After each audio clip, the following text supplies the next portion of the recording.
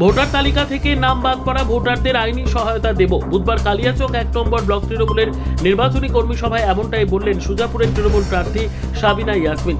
এদিন তিনি কালিয়াচক 1 নম্বর ব্লক তৃণমূলের পক্ষে বালিয়াডাঙ্গা এলাকায় নির্বাচনী কর্মী সভা করেন।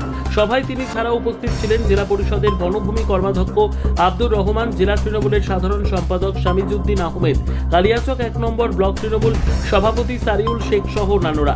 এদিন তাদের উপস্থিতিতে তিনি কালিয়াচক 1 নম্বর ব্লকের 14টি অঞ্চলের তৃণমূল নেতা কর্মীদের নিয়ে সভা করেন। সভায় ভোটার তালিকা থেকে বাদ পড়া ভোটারদের ট্রাইব্যুনালে আবেদন করানোর জন্য দলীয় কর্মীদের প্রয়োজনীয় উদ্যোগ গ্রহণের নির্দেশ দেন।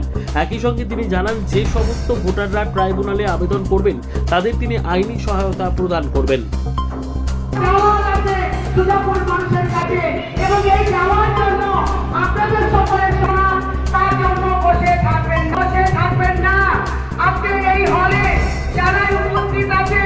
আমি মনে করি আমার বুথের কর্মীরাই হচ্ছে আসল সৈনিক। বুথের কর্মী থাকলে আমি এই পরিচালনী পাঠ করে যাতে ঈশ্বর থাকে আমার ব্লক প্রেসিডেন্ট যদি না চান এটা আপনারা বলবেন।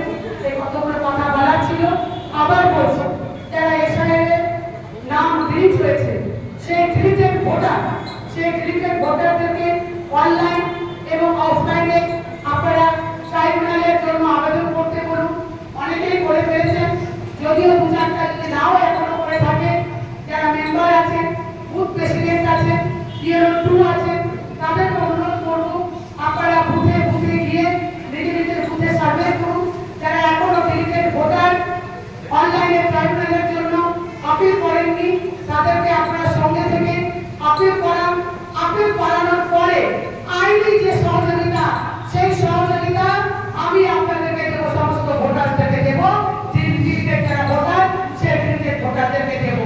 তার জন্য সাধারণ মানুষকে কোথাও যেতে হবে না, কিন্তু আপলোড করতে হবে, নামটা আপলোড করতে হবে। তাদেরকে অনলাইনে অফলাইনে তাদেরকে আপিলটা করতে হবে।